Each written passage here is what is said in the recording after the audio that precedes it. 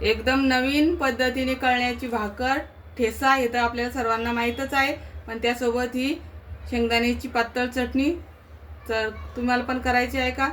तर चला बघूत रेसिपी कशी आहे. काय नमस्ते मैत्रिणींनो, मी अंजली कुंभार माझ्या या यूट्यूब चॅनलमध्ये तुमचं स्वागत करते. तर आज आपण बघणार आहोत कळण्याची भाकर ठेचा आणि त्याच्यासोबत मस्त अशी शेंगदाण्याची पातळ चटणी. तर चला बघूया माझ्या पद्धतीने कशी करतात भाकर. तर तुम्हाला आवडली तर तुम्ही पण करून बघा. इथं मी एका भाकरीचं पीठ घेतलेलं आहे, त्याच्यामध्ये चवीपुरतं मीठ घातलंय. आता पीठ छानपैकी मळून घेते मी. पाणी थोडं थोडं घालून घट्ट पीठ मळून घ्यायचं अगोदर. ज्वारीची भाकर झालं, कळण्याची भाकर झालं, पीठ छान मळल्यावरच चांगली होते, नाही तर काठाला चिरते. तर बघा मी कसं मळते पीठ. आता आपला छान घट्ट गोळा मळून झाला. आता या पिठाला असं या पद्धतीने चुरून घ्यायचं. तर बघू शकता आता माझं छान पीठ मळणं झालंय. अगदी या पद्धतीने पीठ मळून घ्यायचं.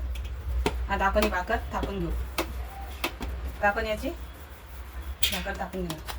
तर बघा अशा पद्धतीने गोळा बनवून घ्यायचा. त्याला थोडंसं प्रेस करायचं, थोडासा पाण्याचा हात लावून असं हातावर चिपटी बनवून घ्यायची. आता परातीमध्ये पीठ टाकून घ्यायचं.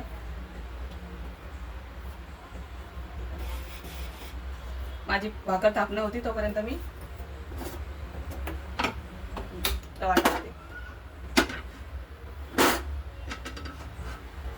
पीठ मळून लावून घ्यायचं आणि भाकर टाकून घ्यायचं या पद्धतीने. आधी एका हाताने थोडी मोठी करून घ्यायची आणि मग दोन्ही हाताने या पद्धतीने असे अंगठे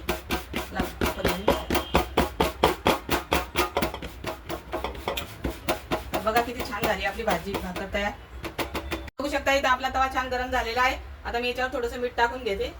मी चपाती भाकरी करताना पहिलं भाकर चपाती टाकताना थोडंसं मीठ घालत असते. तर आता आपण या पद्धतीने भाकर तर या पद्धतीने करायची. अशी एका हातावर घेऊन परत असा हात लावून टाकून घ्यायची. भाकरीला पाणी लावून घेऊ.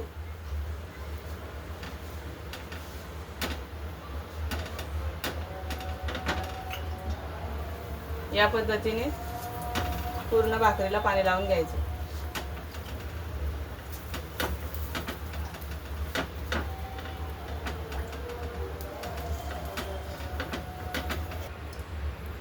तर बघू शकता भाकर छान पचलेली आहे. या पद्धतीने पाणी सुकलं तर समजायचं आपली भाकर पचलेली आहे छान. तर आपण याला पलटी करून घेऊ.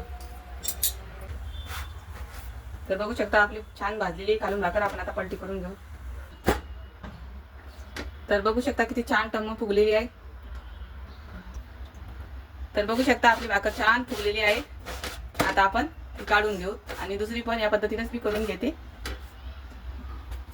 तर हे पीठ मी त्याच पद्धतीने मळून घेतलेलं आहे. आता आपण याची भाकर थापून घेऊ.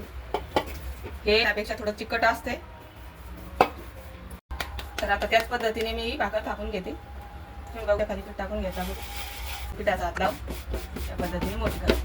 बघा या पद्धतीने मी अशी भाकर छान थापून घेतलेली आहे. आता आपण ही तव्यावर टाकणार. या हाताने अशी अर्धी धरायची आणि मग या हाताने असा हात लावून या पद्धतीने टाकायची. तर याच पद्धतीने मी ही पण भाकर करून घेतलेली आहे. छान झालेली आहे आपण भाकर. आता आपण याच्यासाठी मी नवीन चटणी दाखवणार आहे तुम्हाला. खूप छान लागते. चला तर मग आपण चटणी बनवून घेऊ त्याच्यासोबत. तर मी याच तव्यावर आता शेंगदाणे भाजून घेते.